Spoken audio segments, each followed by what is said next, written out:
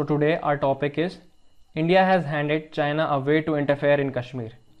The Kashmir Valley and its surrounding territories have been at the heart of nearly every conflict between India and Pakistan, including three wars in 1947, 1965 and 1999. Colonialism created the problem, but the great powers have had little interest in it, with Britain washing its hands off the issue as soon as it could. But last year, abolition of Article 370, the guarantee of Kashmir's quasi autonomy, has allowed an old player to take a strong role, China. China's Himalayan ambitions have become the subject of global concern after this week's bloody clash with the Indian army. But its involvement in Indian territory goes beyond its own border. Generations of Indian politicians have declared Kashmir a purely domestic issue. The root of the problem goes back to the state origin, a Muslim majority population with a Hindu ruler who during the retreat of empire initially tried to strike out on his own rather than being forced to be picked sides between India and Pakistan. But for Pakistan, a nation founded on ideas that it was the homeland of Muslim, losing a Muslim majority state would be a catastrophe. To India, the idea of Muslim state with a Hindu leader would be an idle feather in the cap. A nation founded on pluralism with the state perfectly exemplifying it. The resulting war left the state in India's control but with a permanently unhappy population and an angry neighbor. To be honest here, despite India's victory, the issue was far from resolved. Kashmir has been an international issue since 1947. Issue once internationalized rarely returned being a solely domestic. The idea of Kashmir could be purely an Indian question was always a fantasy. Yet Indian leaders were always keen to avoid the state turning into another Palestine, and on the other hand Pakistan trying to internationalize it.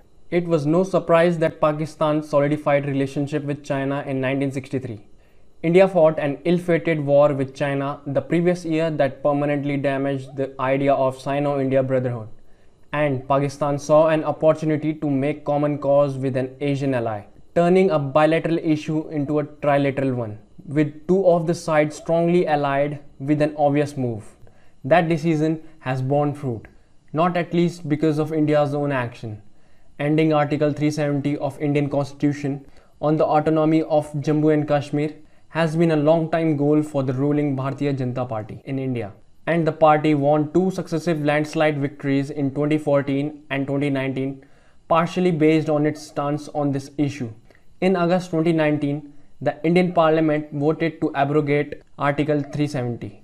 India accompanied the charge with the mass crackdown in the region, including cut off the internet and arresting local politicians. The bill doesn't stop there. It also bifurcated the territory into two states, Jammu and Kashmir and Ladakh, further cementing India's control. Pakistan erupted in anger. Prime Minister Imran Khan denounced the action as an attack on minorities, despite his and Pakistan's own questionable record on this issue. Kashmir existed as a buffer zone of sorts, in a way that the two new union territories might not. That gave China a strong interest in the issue too. China agreed with its ally both for diplomatic reasons and the domestic ones. Part of the new territory of Ladakh contains the land that Pakistan gave to China in the agreement of 1963. China sees both the abrogation of the article and the formation of new state as a kind of aggressiveness, which is one reason for its own assertive move on Chinese-Indian border in the last few weeks. In recent days, China has demanded in foreign policy talks with India in revocation of the new legislation creating Ladakh. This is a different way to objectify the revocation of Article 370 as a whole, and the move benefits China on multiple fronts. It allows it to strengthen its alliance with Pakistan at a very little personal cost. China has faced criticism from around the world over the treatment of Uyghur minorities in the Muslim majority region in Xinjiang, and several countries including United States have passed legislation addressing this critical issue.